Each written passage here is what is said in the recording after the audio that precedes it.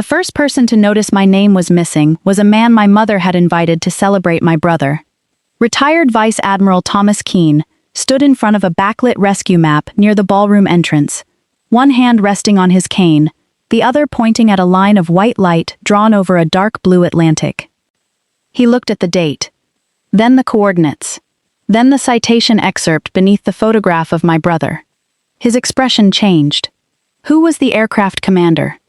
My mother was on stage 30 feet away, thanking donors. I was standing near the back wall with a glass of water I had not touched.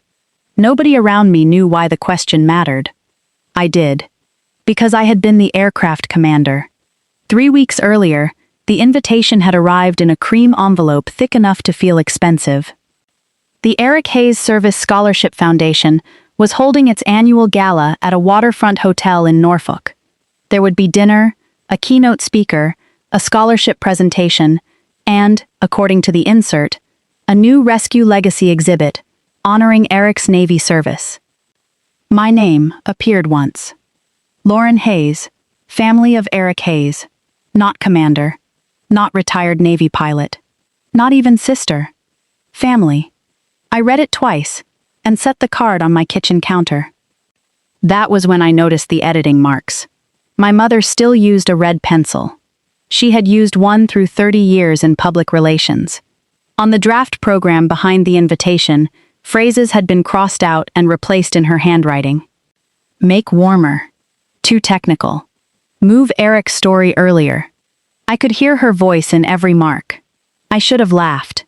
Instead, I opened the drawer beside the stove. The glove was still there. Nomex, dark green once, though age and use had turned it gray at the fingers. The cuff was burned almost black on one side. Eric had shoved it into my flight bag after the rescue. Keep that, he had said. I asked why. He looked at the scorched cuff. Mom sees this. She'll decide I almost died. She already thinks you almost die every time you go to work. Exactly. Then he grinned and walked away, wearing the other glove.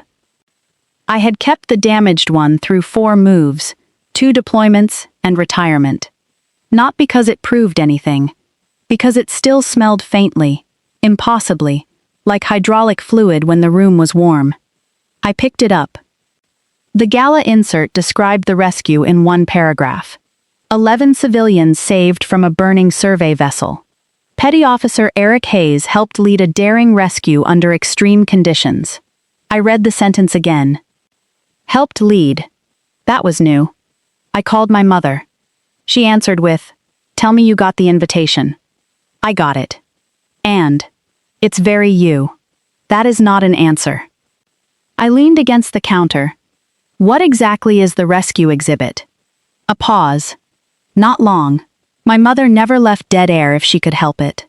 Photographs, a route map, some material from his old squadron. Nothing excessive. The invitation says he helped lead the rescue. He did. He was crew chief. Lauren. There it was. One word carrying an entire conversation we had apparently already had without me. What? This is Eric's foundation. I know whose name is on it. He is the reason people come. I looked down at the burned glove in my hand. Was my name supposed to be on the exhibit? Another small pause. You have never cared about that kind of thing. That wasn't my question. She sighed. The foundation needs to raise $420,000 this year. 14 scholarships depend on it, plus the emergency fund. People do not donate to a manifest. They connect to a person. A crew isn't a manifest. You know what I mean. I did. That was the problem. My mother had spent her career making complicated things easy to understand. She knew how to take 10 facts and choose the 2 people would remember. After Eric died, she had done the same thing with grief. I'm not asking to give a speech, I said. Good. That answer came too quickly. I almost smiled. Nice talking to you too, Mom. Lauren. What? Please don't arrive already angry. I'm not angry. You get very quiet when you're angry. I get quiet when other people are talking. That is exactly the kind of sentence I mean. For a second, we were both almost laughing. Then neither of us did. She softened first. Emma is presenting the first scholarship this year. I let the silence sit for a beat. My niece was 20, and had spent 3 years learning how to lose her father without making grief her entire personality. I know. She wants you there. I said I'd come. Good. My mother sounded relieved, because the evening had returned to schedule. After we hung up, I put the glove back in the drawer. 10 minutes later, my phone rang again. Emma. Aunt Lauren. Please tell me Grandma didn't scare you off.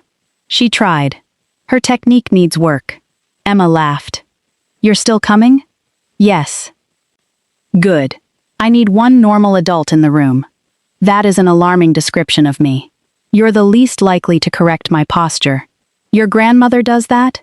She corrected the way I was holding a folder yesterday. That does sound serious. Emma went quiet. Then she said, I'm giving Dad's scholarship to a nursing student from Chesapeake. Her husband's Navy. She has 2 kids. That sounds like a good choice. I have to talk about Dad before I announce her. You'll be fine. I know. I just don't want to make him sound fake. I stopped before answering. You won't. Grandma rewrote my draft. Of course she did. She took out the part about you and Dad serving together. She said the program was already too long. I looked toward the drawer again. What did you write? Just that you both served. Nothing weird. It's okay. You always say that. I did not answer. Emma filled the silence. I found that old folder of recordings, by the way. What recordings? The ones Dad made when I was in high school. I called it Dad Talking Too Much. Despite myself, I smiled. That sounds accurate. There's one where he spends 6 minutes explaining why helicopters are ugly. He was wrong. He knew you'd say that. Something tightened behind my ribs. Emma did not notice.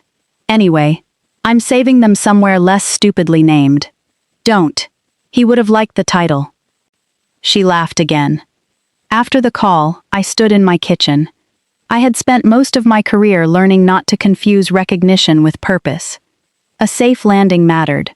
A mission completed mattered. People coming home mattered. Whether my name appeared in a program had never seemed important. That was true. But standing there, I realized I had been using that truth to avoid another one. Not wanting applause was not the same as wanting to disappear. I closed the drawer and booked my flight to Norfolk. Norfolk still smelled the way I remembered it. Salt. Jet fuel if the wind turned right. Old rain trapped in concrete. I had been retired for 2 years, but my body recognized the waterfront before my mind decided what to do with it. On the ride from the airport, we passed a helicopter far out over the harbor. Too far away to identify. I watched it anyway. Eric used to accuse me of doing that. You pilots are worse than bird watchers. You stare at engines for fun. Engines are useful. So are birds. Debatable. That was how most of our arguments ended. Not with a winner. With both of us forgetting what we were arguing about. By the time I reached the hotel, my mother had already sent 3 messages. Dinner at 1. Emma rehearsal at 3. Please be downstairs by 12:45. Some habits survived grief better than people did. Marilyn was waiting in the lobby wearing navy blue and holding a red pencil. Not a pen. A pencil. She was marking something on a folded program while talking to the banquet manager. When she saw me, she smiled, kissed my cheek and looked at my dress. Good. Hello to you too. I meant you look good. That was almost affectionate. You know what I mean. Lunch was the 3 of us. My mother, Emma, me. Emma had a printed copy of her scholarship speech beside her plate. Halfway through the appetizers, Marilyn reached for it. Let me see the new version. Emma pulled it closer. I already fixed the part you hated. I did not hate it. It was unfocused. You crossed out an entire paragraph. It was a long paragraph. It was 4 sentences. Marilyn held out her hand. Emma surrendered the pages. My mother took out the red pencil. I watched her read. She reached the 2nd page and stopped. Still too much here. Emma leaned across the table. Which part? Marilyn tapped one line. Your father and Aunt Lauren both served in the Navy, and for a short period, they even flew on the same rescue crew. She drew a line through it. Emma looked at me. I looked at my mother. Why? Marilyn kept reading. The scholarship is about your father. That sentence is about Dad. It introduces another person. I'm sitting right here, I said. Marilyn put the pencil down. Lauren, please. I had learned there were at least 6 meanings to please in my mother's vocabulary. That one meant, do not complicate this in public. We're not in public. We're at lunch. That still counts? Emma looked between us. I can leave the sentence in. No, I said. My mother looked surprised. Emma looked disappointed. I picked up my water. It's your speech. Decide what helps you say what you want to say. That is exactly what I'm trying to help her do, Marilyn said. No, you're helping her say it efficiently. There is nothing wrong with efficiency. Eric would have laughed at that. He once described my mother as a woman who could turn a funeral into a run of show. I had been angry with him for saying it. Then I spent 3 days helping her organize his. Emma folded the speech and put it under her purse. For 10 minutes we managed to behave like a family that had not just argued over whether one of its members belonged in a sentence. After lunch, Emma left for rehearsal. My mother and I walked toward the ballroom. Staff were unloading signage through a service corridor. Boxes carried the foundation logo and Eric's photograph. Marilyn noticed a foam board leaning against the wall. No, that's the old version. She pulled out her red pencil and marked the caption. You carry that thing everywhere? People make mistakes everywhere. You really do edit everything. Occupational hazard. Retirement didn't take? Neither did yours. Fair. We continued walking. I asked, why did you take me out of Emma's speech? I didn't take you out. You crossed out the sentence with my name in it. Because it distracted from Eric. That is the definition of taking me out. She stopped. The ballroom doors were closed ahead of us. For once, there was nobody else in the corridor. Marilyn lowered her voice anyway. Lauren, donors need clarity. Emma is not a donor. She is speaking to them. About her father. Yes. And apparently I make him harder to understand. My mother exhaled. This is what you do. What? You take a practical decision and turn it into a principle. I almost smiled. You raised a lawyer's personality in a pilot. You were never a lawyer. Thank God. She did not smile. People remember one story, she said. They remember one image. They remember one person. If you give them 6 roles and 3 ranks and a technical explanation of helicopter operations, they stop feeling anything. A crew is not a technical explanation. You know what I mean. I looked at the closed ballroom doors. No. I think I finally know exactly what you mean. She softened slightly. Lauren, Eric is gone. I know. You had a career. You retired on your own terms. You have your house, your friends, your life. He has this.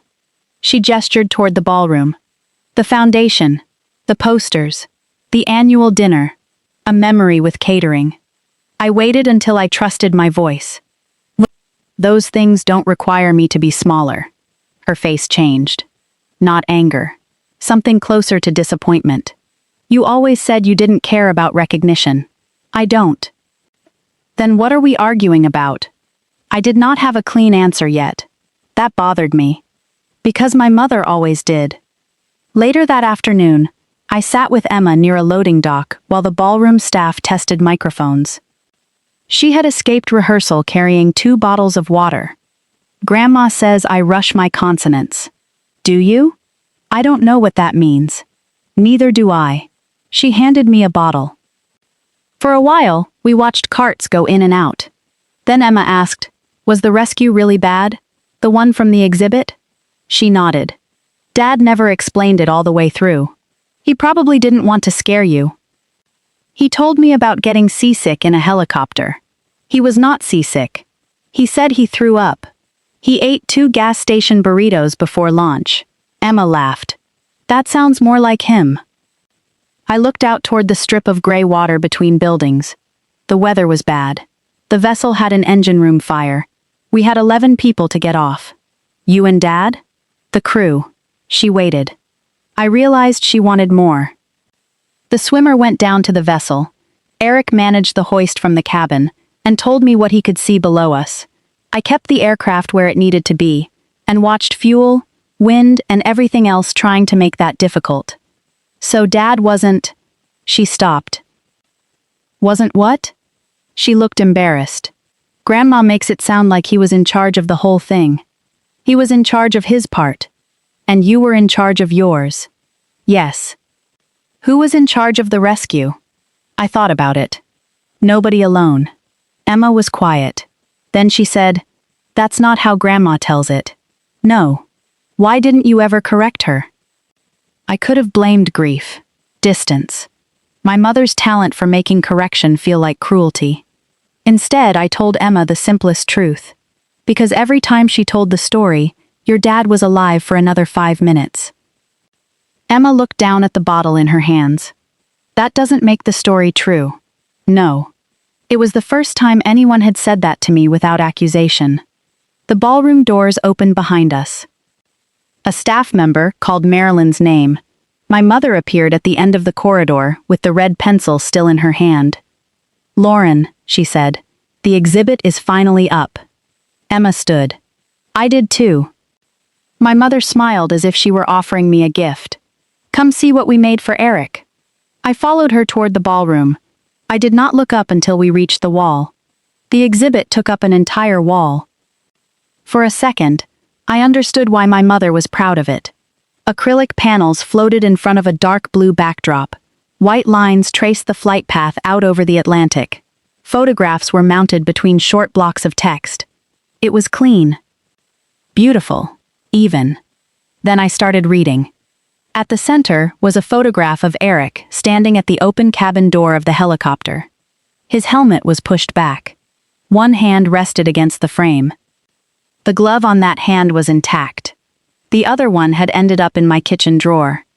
Under the photograph, a line in large type read, "Petty Officer Eric Hayes helped lead the rescue of 11 civilians from a burning survey vessel." Below that was a longer paragraph describing Eric coordinating the rescue, directing recovery operations, and bringing 11 survivors to safety under severe conditions. The words were not entirely false. That was what made them effective. Eric had coordinated the hoist. He had relayed what he saw below us. He had kept the rescue swimmer informed. He had done his job very well. But there was no pilot named anywhere on the panel. No rescue swimmer either. Only the helicopter crew. I moved to the next photograph. It had been taken before launch. Eric stood closest to the camera. Behind him, half a shoulder and part of a flight suit remained visible at the edge. Mine. The original photograph had shown the entire crew. I remembered because Eric complained that I looked taller than him in it. Someone had cropped the cockpit side out. My mother came up beside me. "Well, the route map is good. That is an extremely Lauren answer. You wanted an answer. I wanted you to like it." I pointed at the central caption. "Did you write this?" I approved it. Eric didn't lead the rescue. Marilyn's jaw tightened slightly. He was the one working the hoist. Yes. He was the one exposed at the cabin. Yes. He was the one talking to the people below. Yes. And somehow you think the word lead is offensive. I think it means something. It means donors understand what he did. What do they understand I did? She looked at me. You flew the aircraft. There are moments when an insult arrives too quietly to recognize itself. That was one of them. I waited. She did not add anything. You know that's not how a rescue works. Lauren, I am not debating aviation terminology at the gala. This isn't terminology. It is to everyone in this room, except you. I looked back at Eric's photograph. For years, I had told myself my mother simply did not understand what happened that night. Standing in front of that wall, I realized something more difficult. She understood enough. She had chosen what counted. A banquet worker rolled a cart past us carrying folded table linens. My mother stepped closer. Please don't do this tonight. Do what? Turn this into a discussion of your career. I looked at her. This isn't about my career. You know what I mean. No, not anymore. Her voice dropped. Eric cannot stand here and receive this. I know. You can. I did not answer right away. My mother looked immediately as though she wished she could take it back. But she did not. Instead, she said, you had promotions, commands, ceremonies, a retirement. And that means what happened that night can be changed? No one changed what happened. You changed who gets remembered for it. Her eyes moved toward the ballroom. Staff were lighting candles on the tables. Guests would arrive within an hour. Lauren, 14 students are receiving help from this foundation. We need tonight to work. There it is again. What? As if the truth is bad for fundraising. I did not say that. You keep saying everything around it. She folded her arms.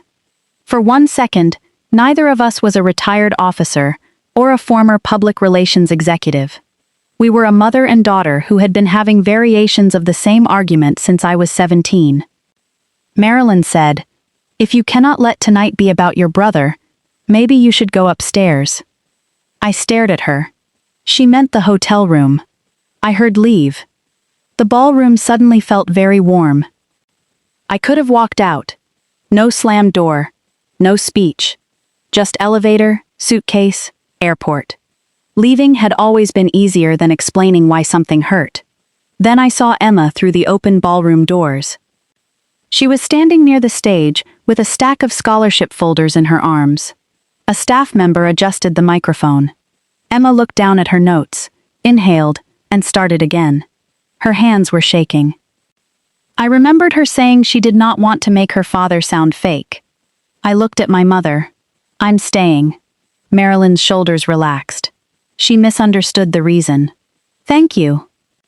This isn't agreement. I didn't ask for agreement. No, you asked for silence. She opened her mouth, then closed it. I walked past her. Emma saw me near the stage. You okay? Yes. She looked toward the exhibit.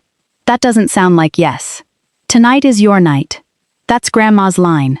Then don't tell her I stole it. Emma smiled. I helped her sort the folders into the order she wanted. That was all. I did not call anyone. I did not complain to the board. I did not know what Thomas Keene remembered from 15 years earlier. By 6:30, the ballroom was full. Former service members, local business owners, scholarship recipients, families, people who had never met Eric but knew his photograph. My mother moved through them like she had been designed for rooms like that. Then a tall, older man arrived with a cane. My mother saw him and immediately crossed the room. Admiral Keene. I knew the name. Anyone who had spent enough time in naval aviation did. He had retired years ago. I had never served directly for him, though our paths had crossed during an operational debrief after the rescue. Briefly. Long enough for me to remember his habit of asking the lowest-ranking crew members to speak first. Not long enough for me to imagine he remembered me. Marilyn touched his arm and turned toward the exhibit. We put something special together this year. For Eric? Yes. I told you about the rescue. You did. He never liked attention. I nearly laughed. That part, at least, was true. My mother guided him toward the acrylic wall. I stayed beside Emma. Keene moved slowly through the first panel, then the second. At the center, he stopped. He leaned closer to the route map. His eyes moved to the date. Then the coordinates.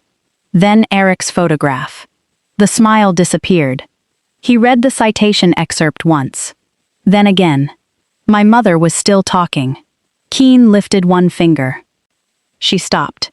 He looked at the map. Then across the ballroom. Who put this together? Marilyn smiled. I oversaw it. He nodded once. I remember this mission. My mother looked pleased. I thought you might. Keene read the caption again. His brow tightened. Where is the aircraft commander? My mother stopped talking. She's here. Keene followed her eyes across the ballroom. They landed on me. His expression changed again. Not dramatically. Recognition rarely works the way movies want it to. He simply looked longer. Then he said, Hayes. I nodded. Admiral. He tapped the map with one finger. You flew this? Yes, sir. My mother stepped in. We should get you seated. They're ready to start. Keene looked at her, then back at the exhibit. He did not argue. Of course. As they walked away, Emma leaned close. He knows you? Not exactly. He just said your name like he did. We crossed paths after the mission. That sounds like knowing you. In the Navy, it usually means someone remembers a briefing you hoped they forgot. Emma smiled. I did not. Keene had seen the wall. That was all. I had no idea what he intended to do with what he saw. Dinner started. My mother had arranged the program the way she arranged everything. Welcome. Foundation video. Dinner. Scholarship presentation. Her remarks. Then Admiral Keene. Emma went first among the family. Her hands shook when she reached the microphone, but her voice did not. She talked about her father making pancakes badly. About him calling every exam a reconnaissance mission.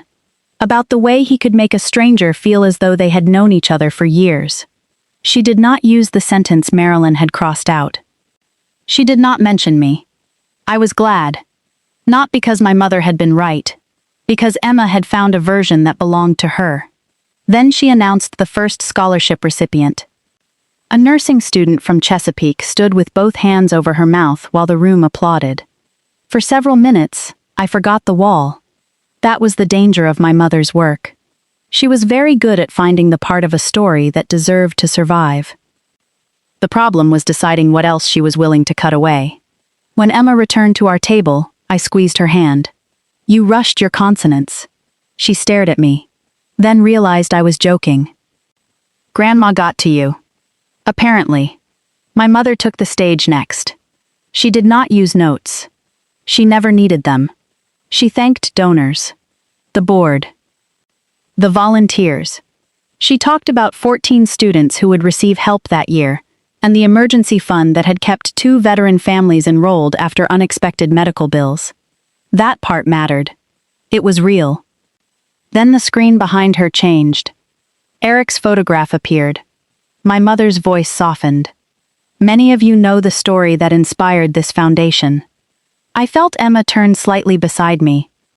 Years ago, during a dangerous maritime rescue in terrible weather, Eric helped lead a mission that brought 11 civilians home alive. The room was quiet. He was at the cabin door, managing the hoist, communicating with those below, doing what he always did best, taking care of people when they were frightened. Every sentence contained truth, just not all of it. My mother continued. His sister Lauren was flying that night. A few heads turned toward me. There it was. Not aircraft commander. Flying. As if I had been holding a steering wheel while the rescue happened somewhere behind me. I kept my hands on the table. Emma whispered, Aunt Lauren. I'm fine. It was not entirely true. Marilyn finished with Eric. His humor. His service. His belief that education could give veterans a second direction after uniformed life. Then she asked the room to help the foundation meet its annual goal. The applause was immediate. A board member near the stage refreshed the fundraising display. The number climbed. 407,000. 414. Then $423,000. The annual target had been crossed. Marilyn saw it. For half a second, her professional expression broke. She smiled like a mother. Eric's mother. I understood then why this story was so difficult to fight. It worked. Scholarships would be funded. Students would stay in school. People in that room felt connected to a man many of them had never met. My mother looked toward our table. Her eyes found mine. There was no triumph in them. Something quieter. See? That was what I heard. See what the story does. Then the master of ceremonies introduced retired Vice Admiral Thomas Keene. He stood slowly, adjusted his jacket, and walked to the lectern with his cane. The applause settled. He thanked Marilyn. He thanked the foundation. He congratulated Emma. Then he looked toward the rescue exhibit. I was given a very good speech for tonight. A few people laughed. My problem is that I stopped reading it after I walked in. Marilyn's smile stayed in place. Keene continued. There is a mission displayed on that wall that I remember. He did not look at me yet. Not because it was the largest rescue I ever reviewed. It wasn't. Not because the weather was the worst the Navy has ever flown in. It wasn't. He paused. I remember it because the debrief was unusually honest. That sounded like him. The crew did not spend much time telling us what they had done well. They spent most of the debrief telling us what the other people in the aircraft had done well. The room went completely still. Somewhere near the back, ice clicked once against the side of a glass. Keene pointed toward Eric's photograph.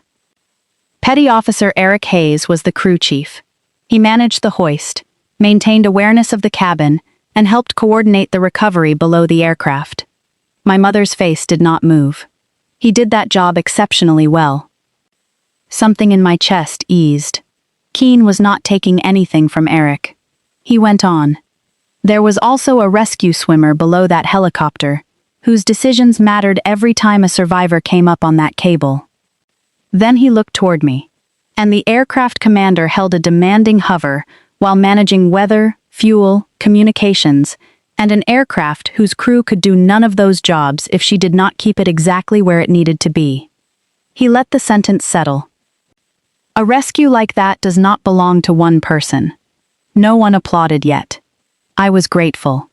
Keene looked at the wall. If you tell it as one person's story, you do not make that person larger. His voice stayed calm. You make the crew smaller. Then he said my name. Commander Lauren Hayes.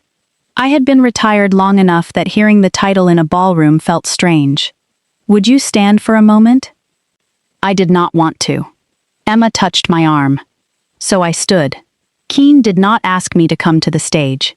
He did not ask me to speak. He simply said, she was the aircraft commander on that rescue. Then he looked toward the exhibit. And if that display is meant to preserve the mission, her name belongs on it. So does the rescue swimmers. So does the rest of the crew. That was all. No accusation. No speech about injustice. Just the record returned to its full size. The applause came slowly, then grew. I looked at Eric's photograph instead of the room. For one irrational second, I worried restoring my place beside him might somehow take something away from him. Then I remembered the man who had thrown a burned glove into my flight bag because he did not want our mother worrying.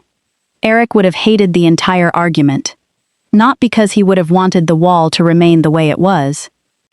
Because he would have asked why anyone thought there was only enough room for one of us. I sat down. Across the ballroom, my mother was still near the stage. The fundraising number behind her still read more than $420,000. The scholarships were still funded. Eric was still loved. And my name was no longer missing because I had demanded it. Someone who remembered the truth had simply refused to let the smaller version stand.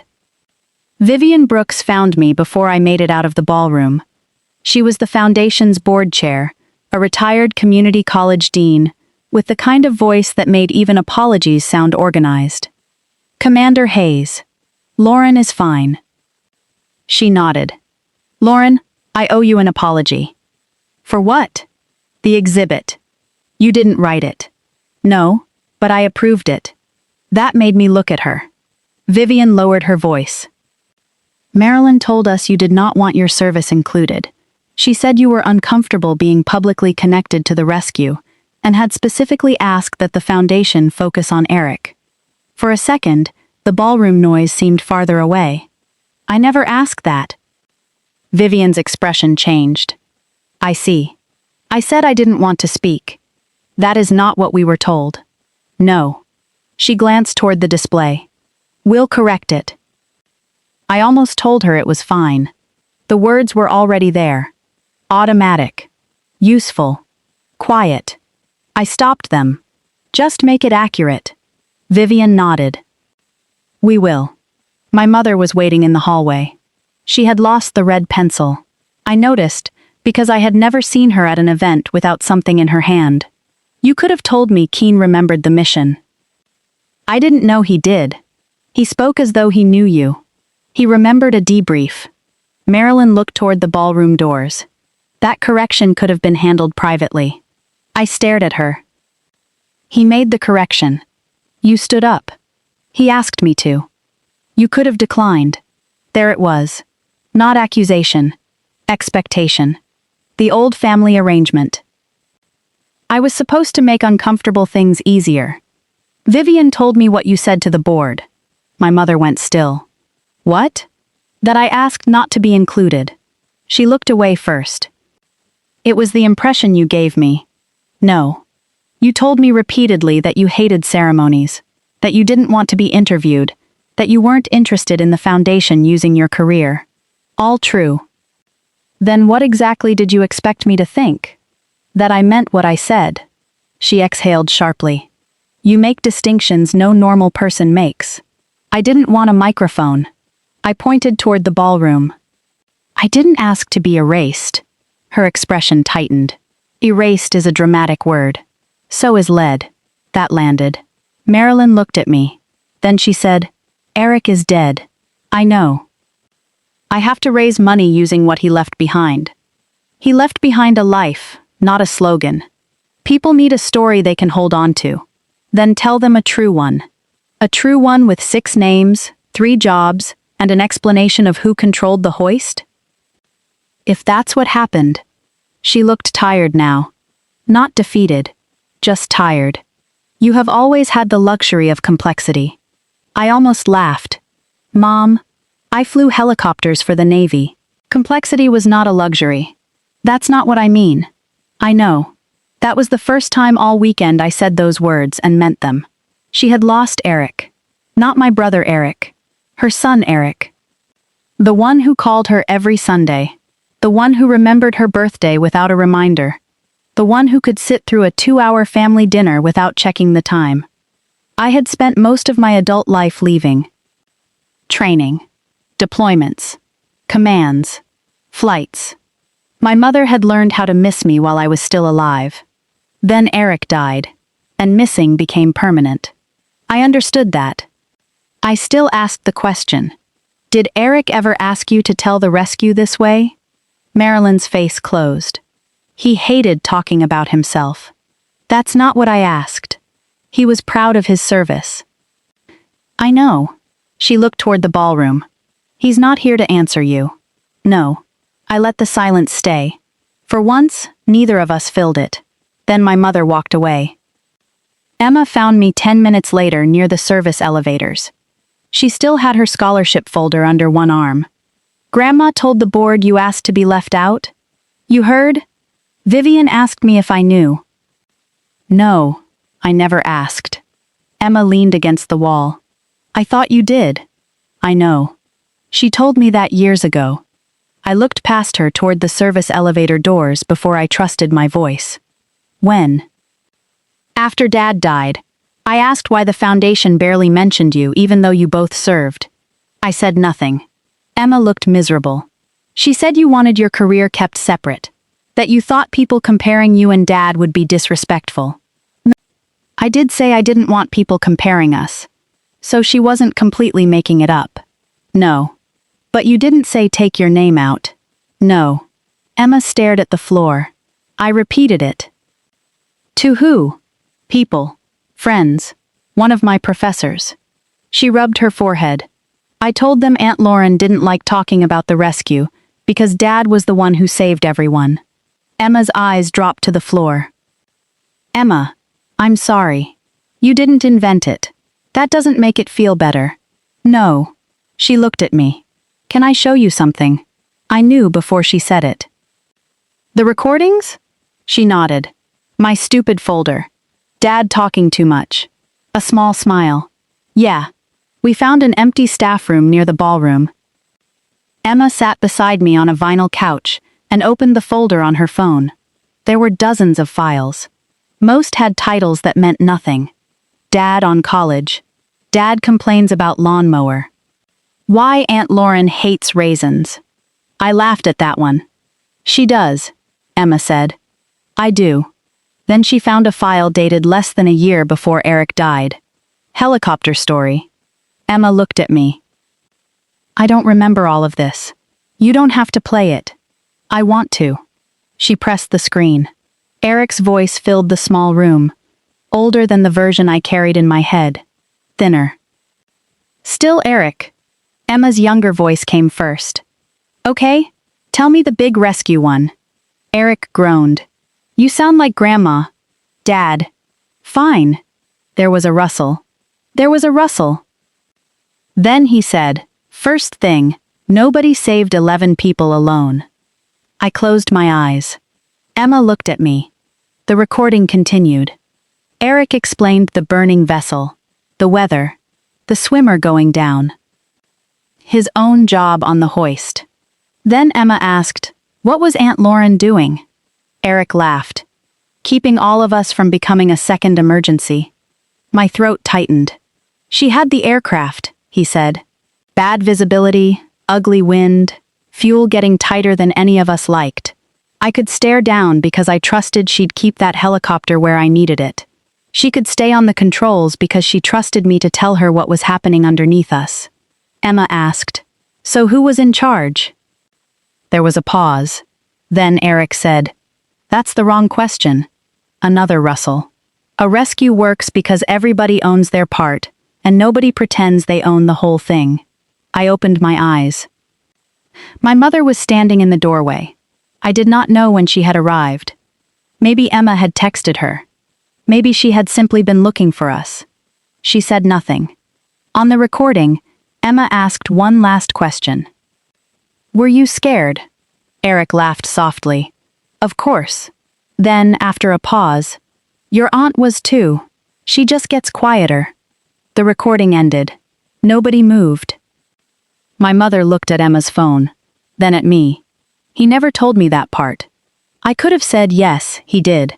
I could have reminded her how many times Eric had tried to push credit toward other people. I could have won one more point. I did not want one. Maybe he thought you already knew. Marilyn sat down in the chair across from us. For the first time that night, she had nothing prepared to say. And for the first time, I did not rescue her from the silence. Eventually she looked at me. After he died, people stopped asking me about Eric. Her voice was quiet now, not the ballroom voice. Not the one she used when she needed a room to understand something quickly. They asked how I was doing, whether I was sleeping, whether I needed anything. She looked down at her hands. I hated those questions. Emma shifted beside me. Marilyn continued. The foundation gave people a reason to say his name again. I did not interrupt her. Every year I could tell the story. Every year someone new would know him. And every year it got smaller, I said. She nodded once. I suppose it did. I let that sit for a beat. Why? My mother took her time. Because complicated stories move away from you. I waited. If I said crew, then there was a pilot, a swimmer, other people, other families, other memories. Eric became one person among many. He was one person among many. I know. Her voice broke slightly. I didn't want to know. Emma looked away. Marilyn pressed her palms together. I spent my career telling people that if they wanted to be remembered, they needed a clear story. And you gave Eric one. Yes. At my expense. She looked at me. Yes. No excuse came after it. That mattered. I was not ready to forgive her. I also did not need her destroyed. The next morning, Vivian called a board meeting before breakfast. She expected me to want changes. She was right. Just not the ones she expected. We can remove the exhibit entirely, she said. No. We can postpone the remaining scholarship announcements. No. Vivian glanced at Marilyn. My mother said nothing. I looked around the table. The students didn't do anything wrong. Vivian nodded slowly. The Foundation didn't invent Eric's service. The rescue happened. He served. He mattered. I paused. Correct the record. That's all. What exactly do you want changed? The full crew listed where the mission is described. Their roles stated accurately. No language suggesting Eric led the entire rescue. Vivian made notes. And your biography? Leave it simple. Marilyn looked at me. I added, but not false. That afternoon, I went back to the exhibit with Emma. The central panel had been removed. A hotel employee was cleaning the empty acrylic brackets. My mother arrived carrying the replacement caption. And her red pencil. Of course she did. Vivian handed her the proof. Marilyn read it. Petty Officer Eric Hayes, Crew Chief. Commander Lauren Hayes, Aircraft Commander. The rescue swimmer. The remaining aircrew. Below their names was one sentence. 11 civilians were recovered through the coordinated work of the entire crew. My mother lifted the red pencil, then stopped. For a moment, I could almost see the old instinct arrive. Shorten, simplify, make one person easier to remember. She put the pencil on the table. No changes. Emma looked at me. I said nothing. I had brought the burned glove from my hotel room. It felt smaller in my hand than it had in the kitchen. Vivian noticed it. What's that? Eric's. I told her the story. How he shoved it into my flight bag after the mission. How he did not want our mother to see the burned cuff. Marilyn gave a small, tired laugh. That sounds like him. Vivian asked. Would you want it in the display? My first instinct was no. The glove had never belonged to the Foundation. It belonged to a moment when Eric was alive and irritating, and trying to protect our mother from information she had every right to worry about. Then I looked at the new caption. Not Eric's rescue. Not mine. Ours. You can display it, I said. As long as it stays with the crew story. Vivian nodded. My mother did too. The scholarship presentation continued that evening as planned. No press conference. No public apology. No announcement about a corrected record. The new panel was simply there when guests returned. People stopped and read it. Some noticed the change. Most probably did not. That was fine. Accuracy did not need applause to become accuracy. Emma presented the remaining scholarships. I sat with my mother near the back. At one point, Marilyn leaned toward me. Would you come again next year? I looked at her. Not forgive me. Not help me. Come again. I don't know. She nodded. That's fair. I looked toward Eric's glove under the acrylic.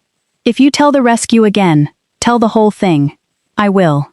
And if the whole thing is too complicated? For the first time that weekend, my mother smiled without managing it first. Then I'll have to learn to tell a longer story. I smiled too. Not because everything between us was repaired. It wasn't. But the room no longer required one of her children to become smaller so the other could remain loved. For years, I thought honor meant refusing to care whether anyone knew what I had done. I was wrong. Honor was never about getting more light. It was about refusing to steal it from someone else. Eric deserved to be remembered. So did the swimmer. So did the crew. And I did not have to disappear to prove how much I loved my brother. There had always been enough room for both of us. We were just finally telling the story that way. The rescue had never belonged to one of us. What had been stolen was the truth of how we survived it. Telling the whole story was how we finally gave it back. If this story meant something to you, share it with someone who was once asked to disappear so somebody else could be remembered, and remind them that no one gets to steal their place in the story.